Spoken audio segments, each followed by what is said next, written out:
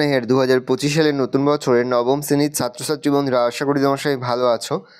আজ আমরা যে বিষয়টি নিয়ে আলোচনা করব নবম শ্রেণীর সেকেন্ড সেমিস্টার অর্থাৎ দ্বিতীয় পর্যায়ক্রমিক মূল্যায়নের জীবন বিজ্ঞানের কোশ্চেন পেপার নিয়ে। দেখো সরাসরি স্ক্রিনে তোমরা নবম শ্রেণীর সেকেন্ড সেমিস্টার অর্থাৎ দ্বিতীয় পর্যায়ক্রমিক মূল্যায়নের জীবন বিজ্ঞানের কোশ্চেনটা দেখতে পাচ্ছ। ফুল মার্কস আমাদের রয়েছে 40, সময় তোমাদের রয়েছে 1 ঘন্টা 20 মিনিট। একে থেকে রয়েছে সঠিক উত্তর নির্বাচন করে লেখো যে কোনো 5টি প্রশ্নের মান 1 করে 1 × 5 = 5।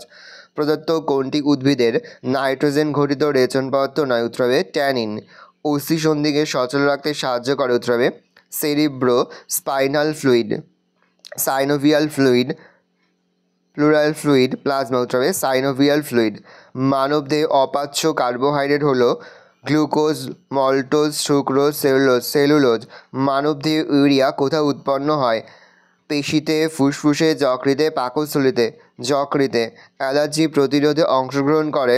তবে মনোসাইড, নিউট্রোফিল, ইওসিনোফিল, বেসোফিল। উত্তর হবে ইওসিনোফিল।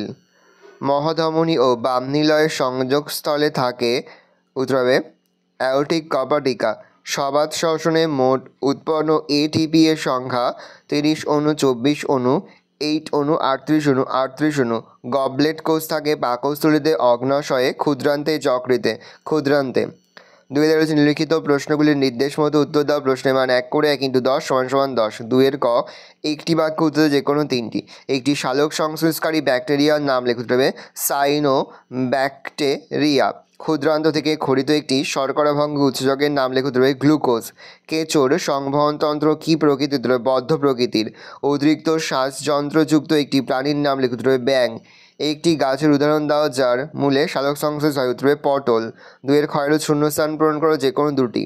ইউরিয়া উৎপন্ন হয় ড্যাশ চক্রের মাধ্যমে? অর্নিথিন।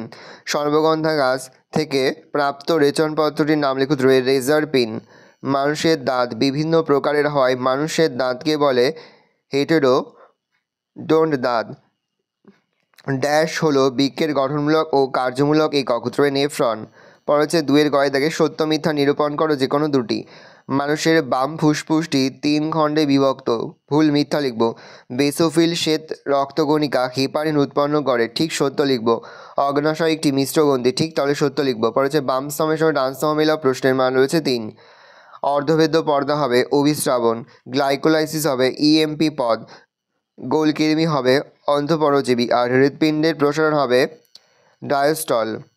তাকে রয়েছে সংক্ষিপ্ত উত্তর দাও যে কোনো 5টি প্রশ্নের মান 2 করে 2 × 5 = 10। প্রথম, উদ্ভিদ দেহকে সুস্থ রাখতে বাষ্পমোচনের 2টি ভূমিকা উল্লেখ করো।